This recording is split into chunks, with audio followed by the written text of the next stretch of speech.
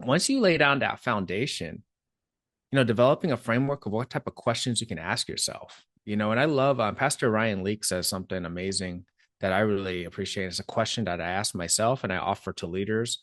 Um, what's it like to be on the other side of me? And you can even add, what's it like to be on the other side of me right now? Because in different situations, it may be different. Right. And I think, just asking that question to yourself and also develop an action plan to improve that towards that self mastery, that allows us the opportunity to have that relentless accountability.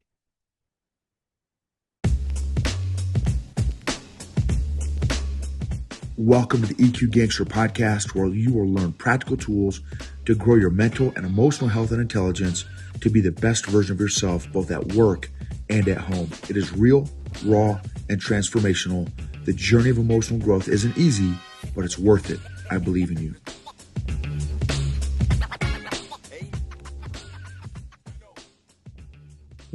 What's going on, bro?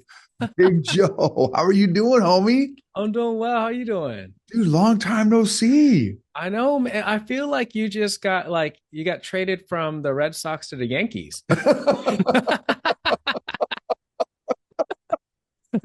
Love it. That's right. So good. Oh Like man. one of those Red Sox guys came over and they had to start shaving a little bit to get to play for the Yankees. That's great. Now that I got the old corporate Yeah. gig, right, I thought, man, I probably need to dial this in a little bit, tighten the old shot group up a little bit. So Yeah. yeah, man. You look great, man. Yeah. Yeah, it's funny. In my corporate company, we do have some guys that had like those beards like you had, man. Well, and the thing is, I didn't ever do bougie beard. You know what I mean? Yeah. I didn't want to spend an hour on my beard, like Yeah. and so I never kept it super tight, which Yeah. if I ever grow it out again and I'm still in a corporate capacity, Yeah. I will do a better job at keeping it dialed in. But I Yeah. just had the beard fro, and I'm Yeah. like, I need to get a little more high speed. Yeah. No, you look great, man. How you enjoying it? Thank you, brother. Steep learning curve. Yeah. Yeah. Yeah. Yeah, steep learning curve, but definitely loving it. I mean, when you told me, just the magnitude of of the HR perspective that you are, I'm like, dude, I'm not even a zit on the butt of a gnat compared to what Joe is doing, man. Like Joe is doing some Uh, monster HR. I'm doing baby level HR, man. oh, so yeah, I didn't want to. So the 110,000 people, we have so many HR partners that are assigned to different verticals within, and we align to different business lines. So I'm in for consumer products, and now I just took on media and entertainment, which is so my guys are doing like stuff I did in the Air Force engineering piece of like maintaining the facilities and all those things for like and doing project management for like Nike, Disneyland, Audible, and some of those. And then they're all over the place. So I support them from here. Okay, got it. Yeah. That's amazing.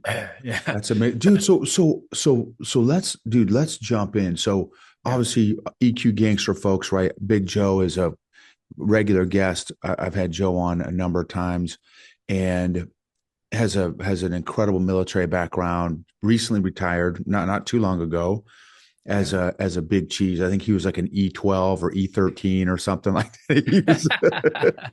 He was way up on the food chain.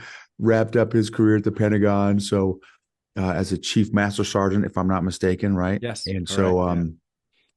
and then since then he's got in the corporate world, and brand new author, which is what we're going to talk about today. Wrote a book called Better Has No Finish Line, and has had some tremendous insight. So not he's not an author who wrote a book with no experience about leadership or emotional intelligence, or he's a leader who wrote a book, right? It's which is different than someone who just wrote a book about leadership. he's a leader who wrote a book about leadership and development and improvement and CI, continuous improvement, and emotional intelligence, and all the different topics, which is what, which is, and not to, no disrespect to, I'm sure there's amazing authors that are just great at writing and stuff, which is fine. But one thing that I appreciate, and I'm looking forward to reading your book, Joe, is you've got just a tremendous, I mean, 20 plus years, 20 to 30 years of actual leadership experience, who wrote a book about leadership and stuff, right? So what, dude, what do you, let's jump in. What do you want other people to know about your book? Yeah, man, I appreciate this opportunity, Noble, man. And I get a twofold here, man. I get to catch up with my buddy, catch up with my brother, and also get to share something I really consider my life work to this point, and writing a book is I will tell you, it definitely tested my patience. I will tell you that for sure. But the book is, I would say that it's a book that incorporates leadership and self mastery. So it's not necessarily a leadership book. It's a book that incorporates leadership. It's not just a self mastery book. It's a book that incorporates self mastery principles. And the reason why I incorporate those together, because I feel like they're symbiotic. And, you can't get to the highest levels of leadership. And I don't mean positions in an organization either. You could potentially make it pretty high if you understand the rubric of the organization, right? You can navigate through, um, but how effective would you be, right? And how consistently effective could you be without really navigating through the waypoints of self mastery on the way there, and never saying that that once you master the self that you'll be an awesome leader, because I think you and I know that that journey never ends, and that's why the title of the book is Better Has No Finish Line, because it never ends, my friend. you know That's right. That's right. Love that. Okay, so one of my favorite quotes is, in order, you've got to lead yourself well in order to lead others well. And it should start with leading yourself well. When a leader who does not lead themselves well leads, I would argue it immediately reduces their leadership effectiveness and credibility by at least 50 to 75%. Yeah. Right. It's the whole do as I say, not as I do. It's the overweight E7 or that overweight captain who says you guys need to get in shape. And it's like, dude, seriously? Like what really? Like, so, so I love that concept of self-mastery. Well, I love the concept of mastery by itself, not even self-mastery. But then when you tie in the concept of self-mastery, how do you, an author who wrote a book on self-mastery and leadership, define self-mastery? Man, that's a great question. And it's one of those things that's kind of, it's like leadership. It's like mostly defined. you know I mean, if we asked a bunch of people what they, how they define leadership, you'd get, that many different versions of something. And we're not talking about the Merriam-Webster, right? We're talking about our own. And I think self-mastery and really, in my perspective, it's the continuous pursuit of betterment, right? So maybe well, it definitely takes a lot of reflection. And I know we talk a lot about on the EQ level that, the components, most of us aren't going to be balanced completely on all of the spectrums of emotional intelligence, right? I mean, I haven't met anybody yet that's quite, 100% balanced across those things. So that self-awareness to reflect, be introspective, and analyze where there's areas, where I would say opportunities for improvement, uh, really analyzing those things and then working towards it and being just, I would say relentlessly, relentlessly accountable to yourself. and really looking at those areas where you're open to adjustments, and seeing that you're short, you're coming short in certain areas of your life. That could be maybe more in your personal life than in your professional life. Maybe you're living it up there, but at home you realize that, man, I got some things I got to work on. So I really think that self mastery and in a broad scope is about continuously working on yourself to work towards that maximum potential that God has gifted us to be. Love it. Love it. That was fire.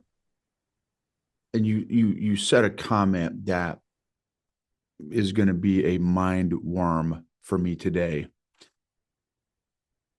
Relentless accountability.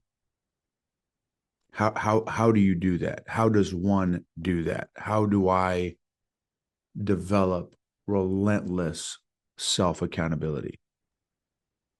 Yeah, I think that we have to sometimes get into the cave of our own mind and just be fully honest with ourselves first, right? And I think that sometimes we project a reality out that we perceive, will be received well by others, right? And sometimes we start believing in our own hype. We've talked ourselves into believing those things, but if we really do the work to identify what are the temptations that I'm susceptible to, what are the things that I know I need to work on.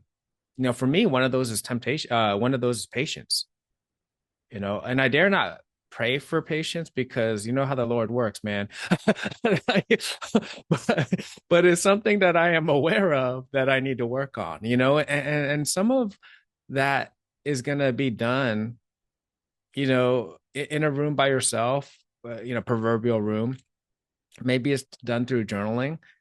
But once you pull back layers of the facade that we even trick ourselves into believing, we start identifying the areas, and sometimes we got to ask somebody, the people closest to us, and create. Maybe they're not even going to share the honest truth initially, because maybe we haven't been good about receiving feedback, and we have to cultivate that environment, right, where people will provide that feedback, and really, like, really take it seriously. No, we'll take it seriously and do some work. And on the other side of that, and I share that a common theme through this book is going to be self-reflection, and another one, having grace with yourself. Because sometimes I think we're afraid to face it because we don't know how we're going to deal with ourselves, right? And I think that grace is important too. So once you lay down that foundation, developing a framework of what type of questions you can ask yourself, and I love Pastor Ryan Leake says something amazing that I really appreciate. It's a question that I ask myself and I offer to leaders. What's it like to be on the other side of me? And you can even add, what's it like to be on the other side of me right now? Because in different situations, it may be different. Right. And I think, just asking that question to yourself, and also develop an action plan to improve that towards that self mastery, that allows us the opportunity to have that relentless accountability. You've got me chewing, bro. I'm chewing. I'm chewing.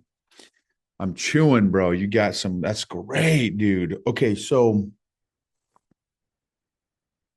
what are the obstacles to self mastery? One I would say is self-esteem issues, and I will honestly share that I've had quite a bit, and it's actually projected itself into the world as arrogance, because I was trying to cover that up. I feel like there's a thin veneer between self-esteem issues and at least perceived arrogance. It's pretty thin, and you can easily walk on either side of that. So I think that's a huge piece of it. I will say ego. I don't I don't subscribe to the thought that ego is always the enemy. I love that book by Ryan Holiday, by the way, but I don't subscribe that it's always the enemy. I would say an untamed ego is the enemy. But I do think that, we're gifted with ego for a reason. And I think and psychologists probably just disagree with me.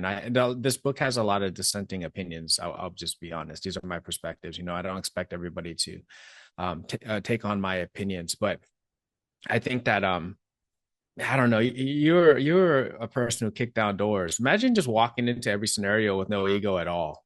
I was talking to my friend who's a Muay Thai champion, and he was like, "Man, if I didn't have any ego at all, man, I probably got knocked out a lot more times." You know, so that's just my personal opinion, but I think it needs to be tamed, and it could be directed in a place where it could be directed to a servant's mindset and a servant direction, outward mindset. So I think that a lot of times those two things, and whether they're intertwined, right? Self-esteem issues and ego can really be a huge barrier to navigate through. And that's why I think that inner work is so important. What makes inner work so challenging? Man, I think that there's a myriad of reasons that it becomes challenging. And some of it is having to deal with past trauma. Some of it is having to deal with being honest with some of your own flaws. I don't know about Bull, but I know in my life I've done things that I'm ashamed of, and I think back on it, and it makes me cringe just thinking about it. And sometimes going through that, you have to go through that to be able to not only forgive yourself, right, but to let go of some of that weight that you're carrying, so that you can get to that next level. I think that a lot of times we're held back by some of the things we just don't feel like dealing with, for whatever reason. Maybe we have a fear, maybe we have shame. um Maybe we're just faking it to make it, and we're afraid that if we go back and navigate through some of those things, that it'll expose ourselves to others. Yeah, that's great. I know for me, as I am listening to you, I've kind of asked myself that same question. For me, I think I I get overwhelmed by how much I've got to work on. Mm, And it's not just, oh, this one area is a Mount Everest. I have like 15 Mount Everests. You know what I'm saying? yeah, And yeah. so it's like, it's like la la la la, just pretend, you know, ignorance is bliss. Well, not in the self-development world, right? Yeah. Staying an emotional adolescent like I have been for most of my life has tremendous, tremendous, tremendous consequences. And and I think for me, again, it's just that feeling of like, man, how do I work on 15 different Mount Everest, right? How do I not only do I need to bench press 5,000 pounds, I need to deadlift 5,000 pounds, I need to squat 5,000 pounds, I need to curl 300 pounds. And right now I'm using 2 pound dumbbells. Yeah. Right. And so the thought of like, oh my gosh, this is going to take me 87 years just to work on one of those Mount Everest. Uh, how would you tackle that? So, if coach me, right? How do I better has no finish line? How does one deal with the overwhelming nature of the volume and maybe the depth or intensity of the stuff that has to be worked on? Yeah, that's such a great question. And that's a noble question right there, man. Not just noble as a noble, but noble as in you, right? I think that's a fantastic question. And you know, I think the cliched answer is one thing at a time, right? One day at a time, one step at a time. But I think the reason why that exists is because it's such a powerful thought. But before I even think we should get there, I would honestly think I think that I would suggest reframing something, right? Reframing this. And, in business, in the military, and also in business, we often talk about this tactical, operational, and strategic mindset. And I think that when we're in avoidance, that's a very tactical way to think, right? I mean, because in reality, we don't feel like dealing with it because we don't feel like being bothered with it right now. And that bothered could be maybe not a powerful enough word, but we don't feel like dealing with it at the moment because it might be holding us from what we're doing right in this moment. But what we fail to see when we do that from a strategic mindset is that if we don't deal with it, that it's going to limit us long term on how impactful we can be. And I think that, you know, I think that we are all put on this planet to live to our potential and do something special. And when we limit ourselves because we're unwilling to deal with some of the issues that we have in our lives and some of our shortcomings, and we don't see those as opportunities to grow, we're doing not just ourselves disjustice. We're really like stealing something from the world. We're like dimming our own light without even realizing it. We're putting our light underneath that basket, instead of really exposing it to be able to help others. So I think, a critical piece of this is really just reframing from that tactical to a strategic mindset. That's good. I like that. And I think another thought would be to take an inventory. Maybe because another thing I was thinking is like, okay, well, how does someone begin their better has no finish line journey? And one thought that kind of goes along with this current question that we're reflecting on is taking an inventory of what are the consequences of my continued dysfunctional behavior. That's part of Yeah. emotional intelligence, right? It's reality testing. So taking an honest look at reality. So, okay, what are the consequences of if I don't grow in this area, if I stay an emotional adolescent in this area of my life as a grown adult leader, how will that affect me? How will that affect my professional relationships? How will that affect my personal relationships? How will that affect my parenting? How will that affect my progress professionally and or personally, right? And so that's one thought idea. The next one is taking an inventory or an assessment of what would be the benefits of changing that behavior, even though they're all potentially Mount Everest. If I change this area, if I grew and matured in this area, if I grew and matured in this area, and walk that dog out and see what would be the consequences of and what's the ideal behavior in each of those categories. If I could say, okay, if I'm currently at a 1 or a 2 in this area, what does a 10 look like? Right? What the proverbial, what would Jesus do? Or in this case, what would Joe do? You know what I'm saying? Huh? You know what I'm saying? Big cheese? Huh? And so, right. So that's another idea. And then man, like, okay, because it's the whole thing, right? Of choose your hard. Yeah. It's and I'll use me as an example, right? I've been overweight for most of my life. Well, it's I could say, well, man, it's easy to eat junk food. And for me, it is very easy to eat Hmm. junk food. Yeah. But it's also hard being overweight. Right. It's hard when my clothes doesn't fit or Hmm. don't fit. It's hard when I get out of breath standing up, right? Or Yeah. pulling my back out when I'm tying my shoes, right? Or Yeah.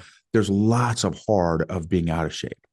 And so I can choose that hard, or I can choose the hard of being disciplined every day and doing PT and eating right, et cetera, et cetera. So Yeah.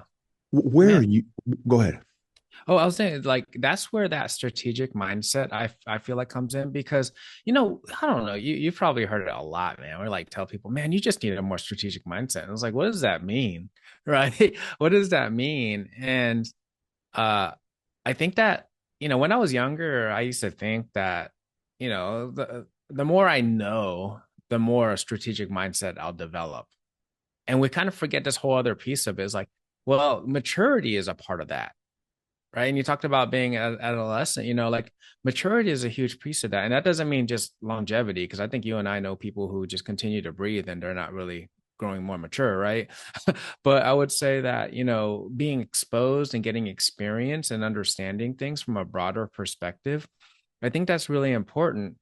So I know that when I was younger in my maturity, when I was less mature, I would take the things that were more in immediate gratification, the things that I saw the immediate results from, right? Maybe eating that cheeseburger because it makes me feel good right now, or doing something else, maybe, and people do all kinds of things. Maybe they're being promiscuous, maybe they're doing all these other things that they know on the other side of that they feel shameful about. But during the moment, they feel good, but they're not thinking about ten steps down the road. They're thinking about right now. And I think really, when you think about that strategic mindset, you're thinking about the long term over the immediate gratification and the immediate results. In the business, you see it all the time.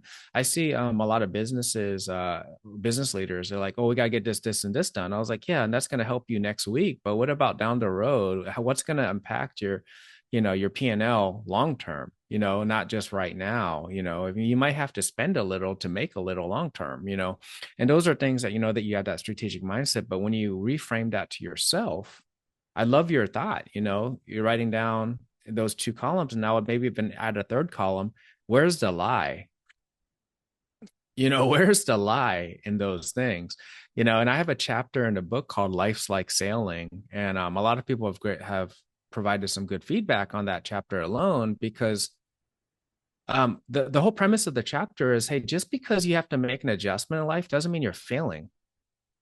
Actually, a lot of people probably who've never sailed think that you just set course and go, right? And if you have to adjust, you probably something went wrong. But in reality, sailing is adjusting is part of it. It's actually a step you have to do to stay on course. And if you fail to adjust, you will be so far off course you won't even know where you're at anymore. And I think that that's a huge part of this self mastery journey. So, what's the lie? Is the lie that, man, if I have to make an adjustment, that means that I'm showing people that I'm a failure? And then maybe what's the truth behind that? What's the actual truth? Man, that's excellent. That is so awesome. Both those points. The third column, where's the lie at?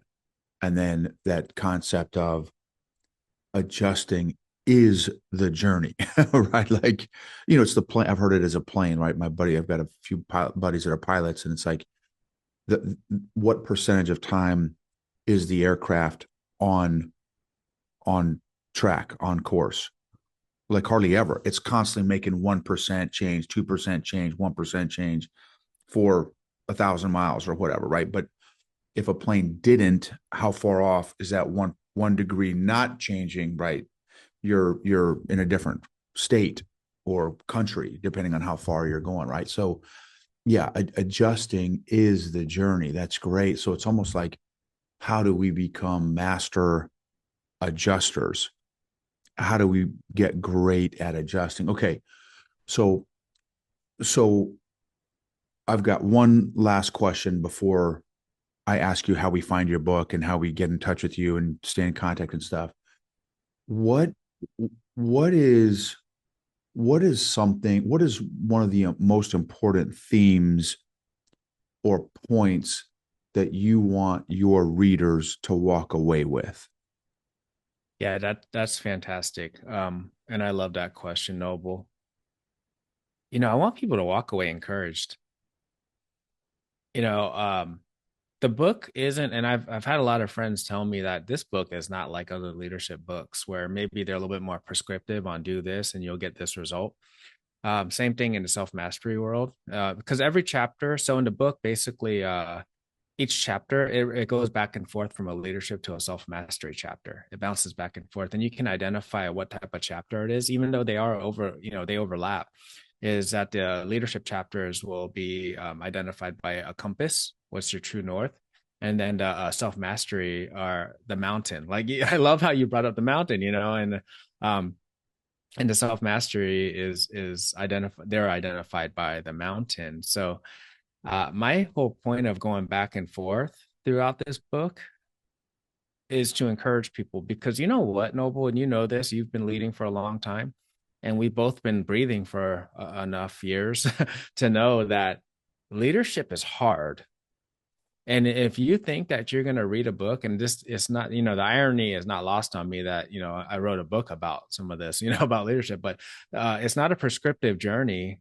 Actually, one of the chapters in the book is called Leadership is Unfair, you know, and, and a lot of other principles in there. And it's to encourage people, because I think right now there's a lot of leaders that go take a course, they listen to a podcast, and they read a book, and they try those things that they've learned, and then they get face punched, and they think that they're a failure, or they think leadership is not for them, and they think that that they're failing at it.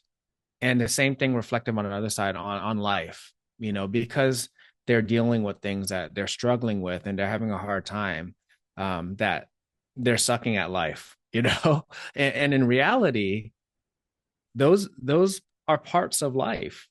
If you're, who do you look at when you're watching a football game? The person on the side on the field with an all white uniform, thinking, man, that guy really had a great game? Or are you looking at the person who he was bloodied up and has been through some things, and they, I'm looking for that person, and that's what leadership really is. There's no matrix blueprint to walk through it unscathed.